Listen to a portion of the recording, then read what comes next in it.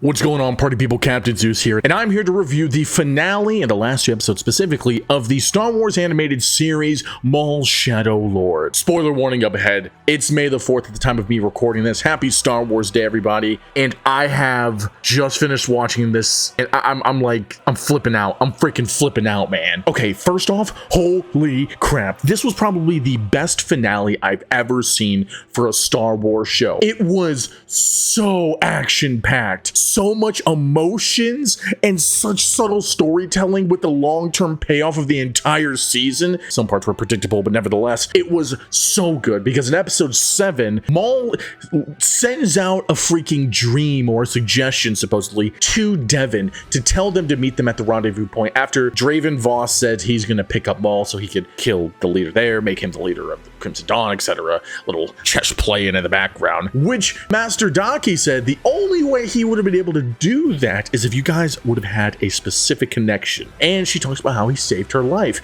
and I think it's more to it than that. He just saved her life once or twice, but it's also because they had this rapport building and he's had such a great relationship with her, honestly, and that's given the trust that she has with him to build that connection. Obviously, throughout this entire episode, the Inquisitors are on their ass. And we see that as they're going through the streets and they make down to this acid vat area where the Inquisitors find them. They're trying to jump across this acid. The Inquisitors are jumping them, and holy frick, dude. Sorry, I was clapping there. It's a 3v2, and it looks so clean. At least the last two episodes, the choreography, action was beautiful. Best thing I've seen in Star Wars, period. And it's so sad at the same time because 99% of the crew is dead by the end of this episode. The Mandos die. The other Zabrak homie dies, sacrificing himself to take down 3 stormtroopers like a G as he's just getting pestered with bullets. And at the very end, Kara, I think her name is, she gets freaking horror movie sucked into the void as Darth Vader kills her. Holy crap, dude. Now, obviously, the Darth Vader surprise is surprising, but it's the fact that it was a 3v2 situation that led to a 2v2 when Devin made it across, and then a 1v2 as Master Daki made it across, and Maul was facing the Inquisitors, and you could just see the skill on these guys. Obviously, the different skill levels on all 3, but all very skilled in their own right, able to hold their own, especially Maul when he's 1v2 and he splits his dual wield, his double edge into a dual wield. I'm like, oh, damn.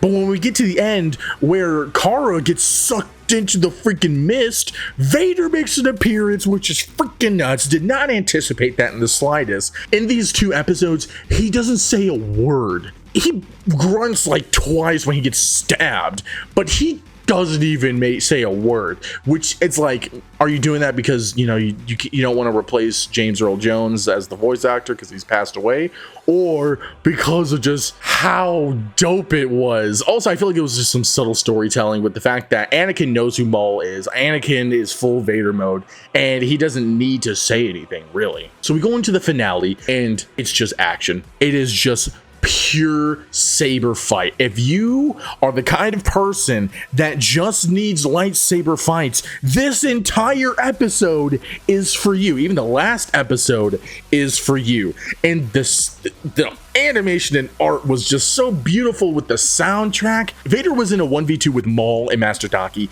Devin was forced to be in a 2v1 against the 2 Inquisitors, and Devin was holding her. Oh, my girl, she was barely surviving, but she was surviving nonetheless. There's a point where Master Daki throws his lightsaber to assist, and she catches and starts dual wielding it. Is super clean as hell. Meanwhile, Maul, whose leg is completely busted, and Vader just keeps stabbing at it, is somehow still holding his own, but barely, against Vader. And I do love the fact that Vader's combat style is completely different from Anakin's, but yet so similar. He's just a lot heavier. He's more of a brute, more of a tank. And you can see that with each one of his hits, everyone's forced down. There's like a lot of power into it.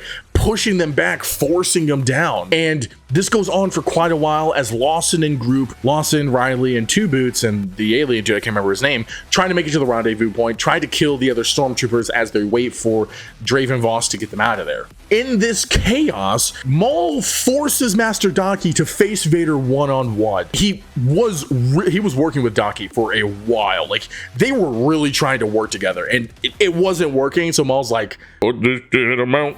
And so he dips. Master Daki dies as Devin sees it because she's 1v1ing the first brother, because I think the third brother got pushed off the bridge. And so as he's dead, Devin's rage that Maul's been just poking and prodding and teasing and just subliminally putting in her mind to use is unleashed, like the Force Unleashed. And she's just going ham onto the Inquisitor, or trying to. Meanwhile, Maul is just lurking in the shadows. And it's so devious because, like, he didn't want things to go the way they have here, but he's glad they did because it pushed Devin over the edge enough, and he can just see his future apprentice finally becoming what he needs her to be so he can mold her.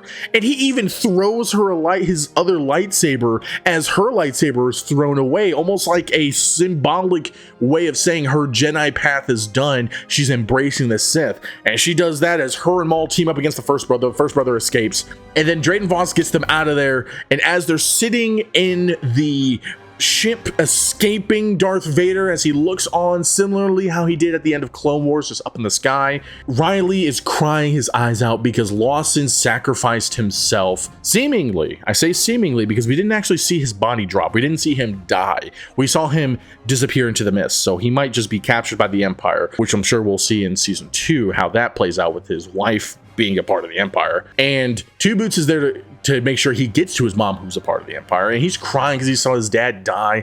And Devin, she's rage, freaking anger induced eyes, looks at Maul, looks at the lightsaber, looks at Maul and says, "I'm ready." He doesn't say a word. It's just a close-up on his eyes, and that's it. And I'm like, oh my gosh. Like, when there was a part earlier in the episode where she's like, "I'm going to kill him," speaking to Vader, and her voice changed. It got so like, wow, you know, like Maul screaming level. It was just so beautiful. The entire 2 episodes, it was great because it was the culmination of all this teasing, and some points with Devin specifically was kind of predictable, but still amazing with the payoff, how everything finished. I honestly didn't think Captain Lawson was going to die. I thought he was going to live, but boy makes the sacrifice, takes one for the team. I do have a question as to why they put Vader there instead of the Grand Inquisitor. Like, I kind of wish we would see the Grand Inquisitor utilized a little bit more. I feel like he should be put out there before Vader, but I suppose it depends on the threat, or maybe he's put elsewhere. I'm not too sure. It is cool to see Vader against Maul because symbolically, it's the old apprentice against the new apprentice, the past versus the present in a way. And the past is struggling to keep up, which is kind of something that Maul had been teasing or emphasizing to Daki and Devin, is you need to adapt, you need to evolve. You can't just use your old Jedi ways because this guy knows how Jedis fight, which is true because he was a Jedi, one of the most skilled Jedi in history. The fact that that happened is almost like ironic, how he couldn't adapt to Vader, even though I think he tried. But I'm kind of curious as to how Maul will evolve throughout this series because he needs to adapt, and it seems like he definitely has, but because he's such Sith bred, he's very close-minded in that sense, very similar to how Devin was close-minded to the Sith aspect of things until her shell got cracked open. Although I will say throughout this entire series, and especially in these episodes, Maul has definitely evolved as a Sith, so to speak. You know, he's not a Sith technically, I don't know, because he's using a lot of Jedi, I wouldn't say features, ideals almost. Like, he's definitely embracing the dark side 100%, but he meditates, which Sith don't usually do. Most can't because they're so used to rage, but he's able to meditate, calm his mind, send suggestions, and have visions. Like, it's almost like he's blended some of the light side elements to himself to make himself stronger, which obviously is kind of a theme throughout the series of evolving, moving past that previous barrier that each side has put up. So I'm curious how Devin evolves in that aspect as well. But man, Dude, this was so good. Honestly, this was probably the best Star Wars show I've ever seen.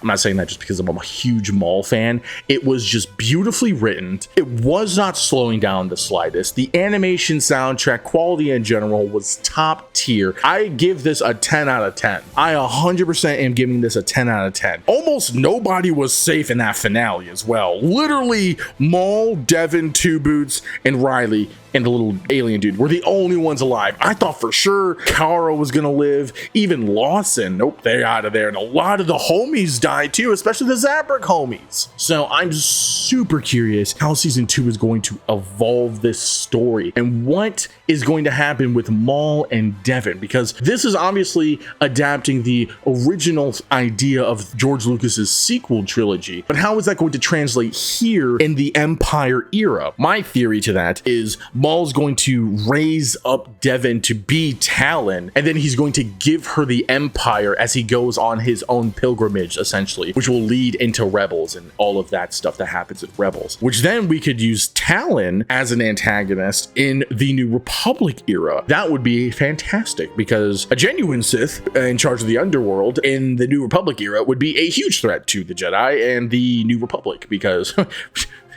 they have a lot of work to do. But what do you guys think? Let me know in the comments below the theories that you have, how you thought about these episodes, and your overall just impressions. Anyways, I'm Captain Zeus. I will see you guys in the next one. Have a fantastic day, and don't forget to like and subscribe. Bye.